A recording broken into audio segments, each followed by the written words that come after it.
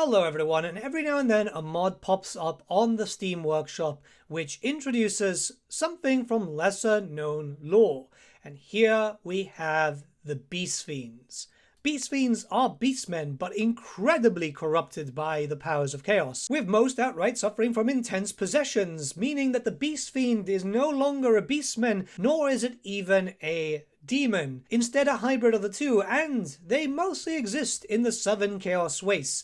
These were mostly introduced during the end times, but never really had any models or artwork, and mostly relied on the descriptions. Now the big thing here is a lot of people were always really curious about them, and these modders have come in to try and take their interpretation of it. So I don't know if you can use it with an already running campaign, but in most cases start a brand new one. And you can use this with the Beastmen, Norsca, Chaos Dwarfs, Demons of Chaos, so Daniel, and the Warriors of Chaos being Archaon, Kolek, and Sigvald. And just go through the motions of your normal campaign. So just get started, take your first city if you have to.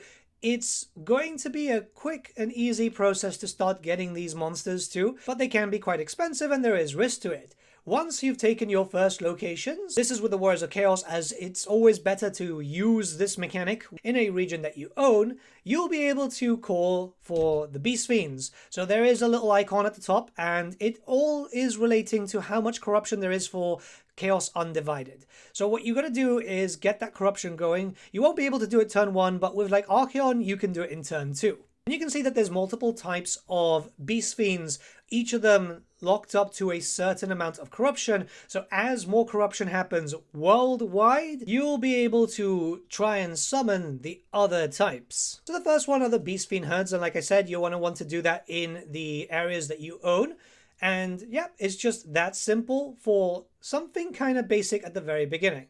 You'll get access to one of those units that you'll be able to recruit instantly throughout its own new tab. And these will be instant recruitment, same as what you're used to with like Warriors of Chaos. You'll also be treated with a pop-up with a lot of detail, just in case that you need it. It'll explain how the mod works, but alongside that, yes, you do have a cooldown for about 5 turns. And if you're playing quite aggressive with like Archaon or an Undivided character, it will mean that by that point, it'll tick over to the next one. If you want to go for the next one, sometimes you might want to stay with the same one over and over. That's not it, however. There is still a little bit more to this. You would have noticed that a Herdstone appeared, which isn't marked, by the way, which when I first downloaded this mod, I was like, wait, where is this?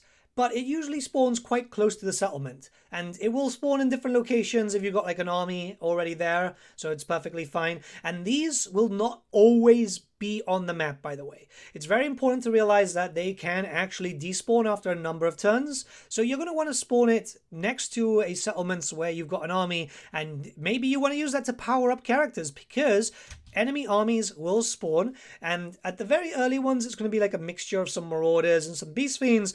As you start progressing through the other unlocks, they're going to get harder and harder and harder. I am doing this recording on easy mode, but I was playing my campaign with hard, and it did get pretty rough, especially because they can get quite powerful.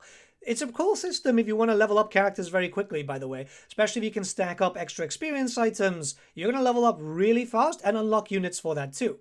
Because what this does, those Herdstones allow you to get extra units. So you're going to be able to get quite a few of them, and you can have them in reserves, like some people might do just to prepare up some forces in case they need it, or just have a really terrifying army. They work out quite well, and yeah, the progress is pretty damn decent, I must say. I'm actually fairly impressed.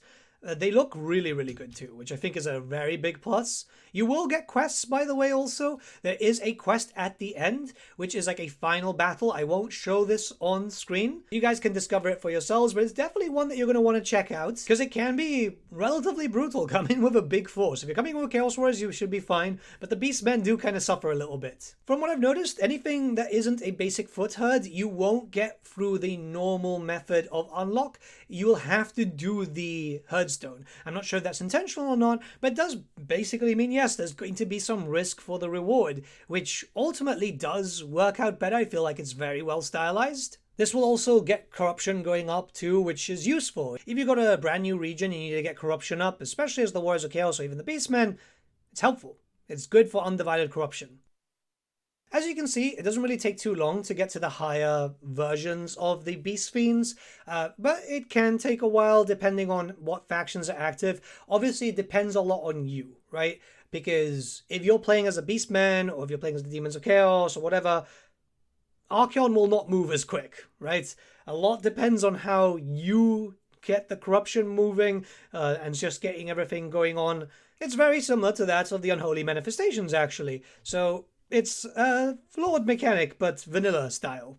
This is because of how faction potential works, so anything that might be spreading undivided chaos corruption might start dying out quite quickly. Thankfully, Norsker is a lot more active right now, so a lot of undivided chaos corruption does actually move worldwide. And I think something that's very important to note here is you don't have to worry about not having extra tech and these troops falling behind. As you're progressing through the different summons, the Beast Fiends will get natural buffs coming in, which, by the way, you might need the UI extension mod if you have too many other mods installed. This is stated by the developer on the mod page, which you can find in the description below. But yes, these troops will actually get improved upon. Just because it's not their own skills or tech doesn't mean that you're not getting any big bonuses there, which I think works out quite well. It's a natural thing. It's treated as a own separate mechanic in a sense, because it is, in theory, its own race. But with the progression going very well, what this means is it might slow down your campaign a little bit if you're going to focus on the Beast Fiends. However, it does mean that you're going to have a lot more fighting to do, because let's be kind of honest here, especially when you're playing Warriors of Chaos, you're not really fighting a lot. You're not really incentivized to go down and deal with the other enemies as you would be mostly in the Northern Chaos Waste picking up your Dark Fortresses. With the other races, it could just be an extra addition, and it will help you up with like Norska if you're trying to just get extra battles in to level up some characters, because it's very much needed when the eventual dogpiling starts. Like I said, there is a final battle, which is quite the doozy, but it does give you a pretty tasty item, which gives you some natural chaos corruption for that specific character, and also be able to summon in some Beast Fiend herds. So that's pretty good. It helps you just get some extra damage out there. It's quite a difficult one, depending on what type of army that you bring in. But yeah, I mean, it's a cool system. I like the idea of, this is something I'd like in like vanilla, you know, just like items tied to quests a lot more. We have a few of them in that regard where you have to do some stuff, but having some battles, I mean, it just makes it a lot cooler. This has actually been really interesting to check out, and I feel like you should check out the rest of the roster, because oh my god, like the troops themselves, they look like the stuff of nightmares, obviously using rigs and animations of that we're already used to, but just mutating them heavily, because they're supposed to look like horrendously half demon, half beastmen mutations. It's absolutely wild.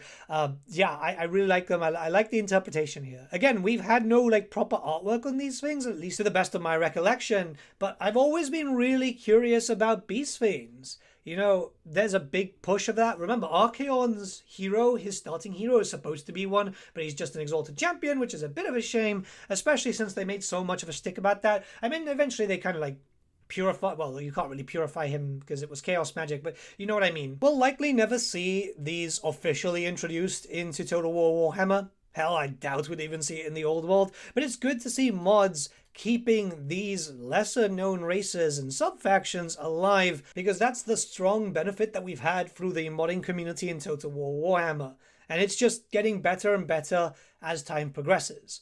So this mod can be found in the description below. Check it out if you want a brand new Chaos campaign to start up. There's always a reason to do that. Remember, it's usable by different factions, and you can find that in the mod details, again, in the same link. Let me know what you guys think in the comments below, and let's start a bit of a discussion. I'm also going to be playing live on twitch.tv/The Great Book of Grudges as a Clan Eshin campaign as I'm celebrating. I just recently got a box sent to me by Games Workshop, the brand new Eshin minis for Age of Sigmar, which are going to be put on squares where they rightfully belong, because yes, I really want to make a Mordheim warband, and I really like Skaven back in the day, so this is going to be the perfect time to do so.